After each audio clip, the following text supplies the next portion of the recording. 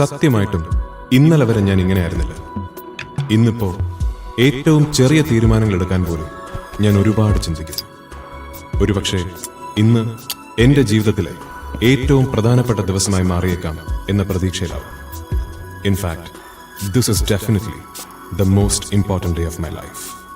The most important day. Everybody, right now. Oh, oh,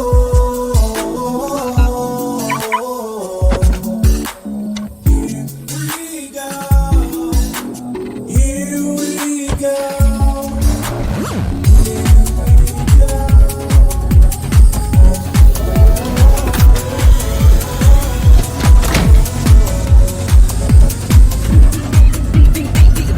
So the party has gone.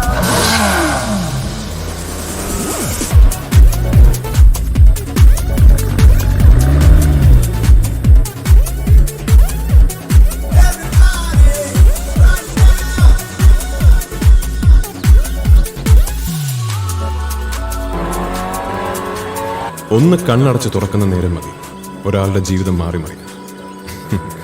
എന്റെ കാര്യത്തിലും ഏതാണ്ട് അങ്ങനെയൊക്കെ തന്നെ സംഭവിച്ചത്. കൃത്യമായി പറഞ്ഞാൽ 18 ദിവസം മുമ്പ് കുര്യനും കുമാറും എന്നെ കാണാൻ ഓഫീസിൽ വന്നതിട്ടാണ്.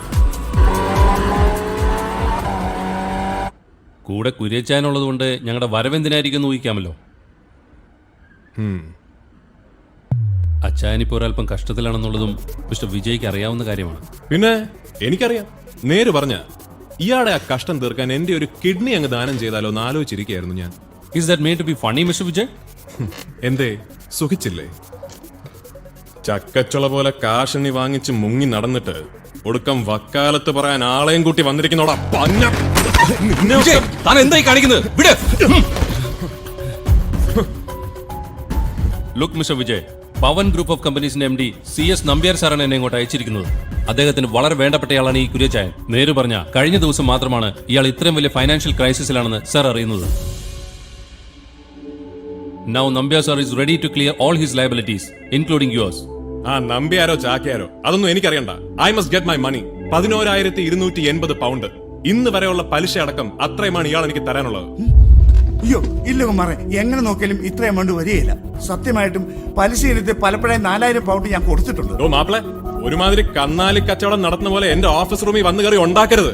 കാശ് തന്നതിന് തന്റെ വല്ല തെളിവുണ്ടോ? ഉണ്ടോ തെളിവ്? അതിപ്പോ എന്തേ ഉണ്ടെങ്കിൽ കാണിക്കണോ? തന്റെ കയ്യിലുള്ള തെളിവ് കാണിക്കാൻ, അല്ലാതെ വെറുതെ കാണാകണോ പറഞ്ഞാ പോരാ. തന്റെ കയ്യിലുണ്ടെങ്കിൽ കാണിക്കണോ. If you have something in writing show it to me man. എനിക്കറിയാമായിരുന്നു അങ്ങനെ ഒരു തെളിവും കുര്യന്റെ കയ്യിൽ ഉണ്ടാവില്ല.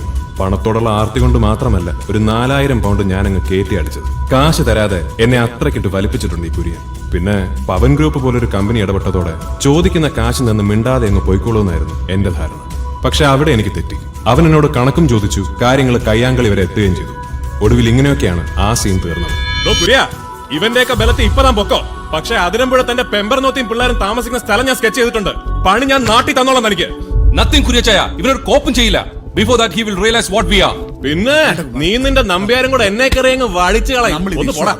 നമുക്ക് കാണാം. ഓ കണ്ടേക്കാം. അതവന് സീസനെ അറിയാഞ്ഞിട്ടാ. വാ പോ, നമുക്ക് പോ.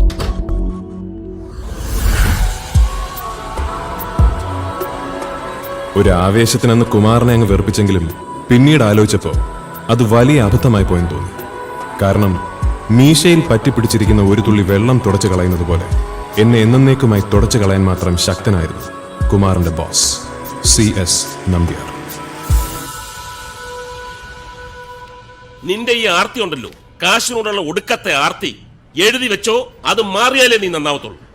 എന്റെ അസിയേട്ടാ, നിങ്ങളും കൂടി ഇങ്ങനെ പറഞ്ഞ പിന്നല്ലാതെ നീ ഇങ്ങനെ ഓരോ തെമ്മാടിത്തരം കാണിച്ചിട്ട് ഇവിടെ വന്ന് ഈ ഇരിപ്പിരുന്നാലുണ്ടല്ലോ, അതൊക്കെ സോൾവ് ചെയ്ത് തരാൻ ഞാൻ ഫ്രാൻസിസ് പുണ്യവാളനൊന്നുമല്ല. കോതമംഗലംകാരൻ വെറും ഒരു ഫ്രാൻസിസാ. ഇതിനു മുമ്പ് നീ ഉണ്ടാക്കിയിട്ടുള്ള പല പ്രശ്നങ്ങളിലും ഞാൻ ഇടപെട്ടിട്ടുണ്ട്. അതിന്റെ പേരിൽ പലരെയും ശത്രുക്കളാക്കിയിട്ടുമുണ്ട്. But this time I am very sorry to say, ഞാൻ ഇടപെടില്ല.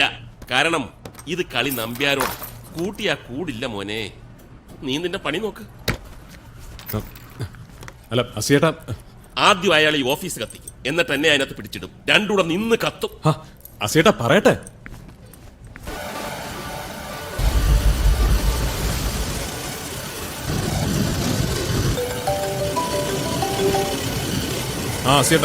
വിജയ്, നമ്പ്യാർ വിളിച്ചിരുന്നു.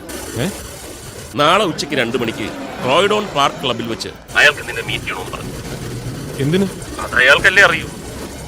പിന്നെ നമ്മൾ തമ്മിൽ എങ്ങനെയാ പരിചയം എന്ന് ചോദിച്ചപ്പോ ചില ഫംഗ്ഷൻസിലൊക്കെ വെച്ച് ജസ്റ്റ് കണ്ടിട്ടേ ഉള്ളെന്നാ ഞാൻ പറഞ്ഞിരിക്കുന്നത്. നീ അത് അവിടെ ചെന്ന് മാറ്റി പറയാമെന്ന് നിൽക്കണ്ട.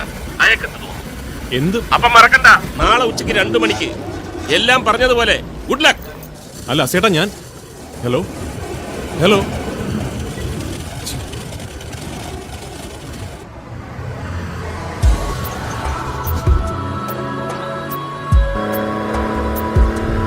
ഒരു രാത്രി മുഴുവൻ നീണ്ട ആലോചനയ്ക്കൊടുവിൽ രണ്ടും കൽപ്പിച്ച് ഞാനൊരു ഉറച്ച തീരുമാനത്തിലെത്തി.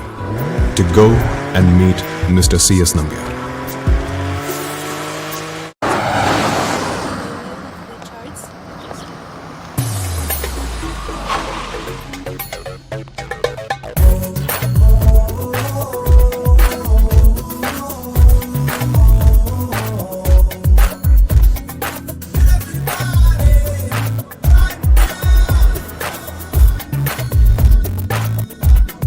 Excuse me. Yes? Mr. CS Nambiar. He's there. Thank you. Welcome.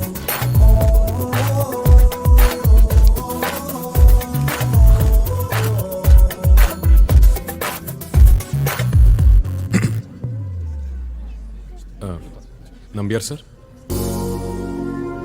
Yes? I'm Vijay Das. Oh. You're bang on time. Good. The privilege is mine, sir. Sit.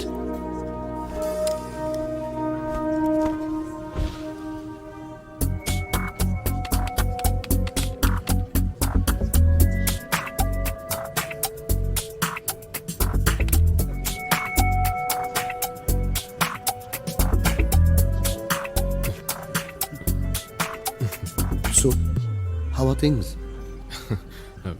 Going on, sir. Good. You should have guessed by now why I wanted to meet you. കുര്യച്ചാൻ എനിക്ക് എൻ്റെ God ഫാദറിനെ പോലെയാണ്. You know, ലണ്ടനിലെത്തിയ ആദ്യ കാലങ്ങളിൽ എന്നെ ഒരുപാട് സഹായിച്ചിട്ടുണ്ട് ആ മനുഷ്യൻ. അയ്യോ സർ, അത് ആക്ച്വലി എനിക്കൊരു അബദ്ധം. ഇത് കണ്ടോ, സെൻട്രൽ ലണ്ടനിലെ പ്രൈവറ്റ് ഇൻവെസ്റ്റിഗേഷൻ ഏജൻസിയായ റിവീലേഴ്സ് ഞാൻ പറഞ്ഞതനുസരിച്ച് നിങ്ങളെപ്പറ്റി അന്വേഷിച്ച് അയച്ചു തന്ന മെയിലാണിത്.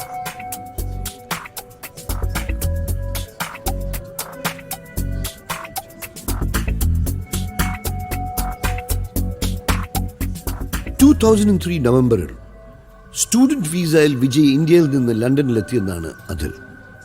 Is that correct?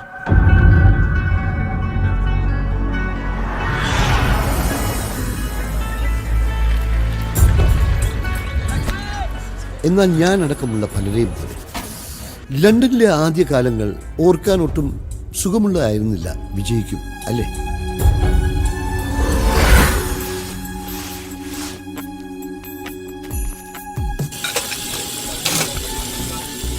Washroom assistant, kitchen assistant, barman, അങ്ങനെ പലതരം ജോലികൾ. ആ ഇടയ്ക്ക് ഈസ്റ്റ് ഹാമിൽ സൊളിസിറ്ററായ അഡ്വക്കേറ്റ് ഫ്രാൻസിസ് താഴത്തലിനെ പരിചയപ്പെട്ടത് നിങ്ങളുടെ ജീവിതത്തിൽ വലിയൊരു ടേണിംഗ് പോയിന്റ് ആയി.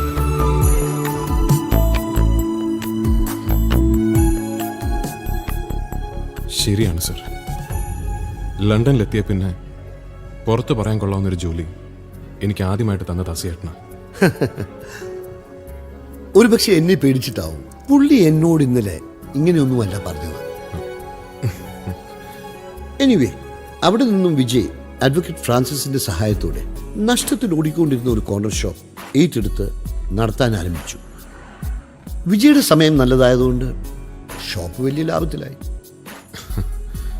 ആൻഡ് നൗ ഈസ്റ്റ് ലണ്ടനിലെ പല ഭാഗങ്ങളായി 10-12 കോർണർ ഷോപ്സ്, കൂടാതെ ഒരു money lending enterprise. So Vijay Das is flying high, isn't it? ഹേ, അങ്ങനെയൊന്നുമില്ല സർ. സാറിൻ്റെയൊക്കെ മുമ്പിൽ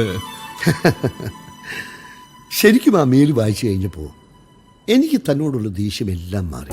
ബിക്കോസ് ഒരു 30 കൊല്ലം മുമ്പുള്ള എന്നെക്കുറിച്ച് തന്നെയാണ് ഞാൻ അതിൽ വായിച്ചത്. അന്നൊരു കുര്യച്ചാൻ, ഇന്നൊരു അസിയേട്ടൻ, അത്രയൊക്കെ മാറ്റങ്ങളേ ഉള്ളൂ.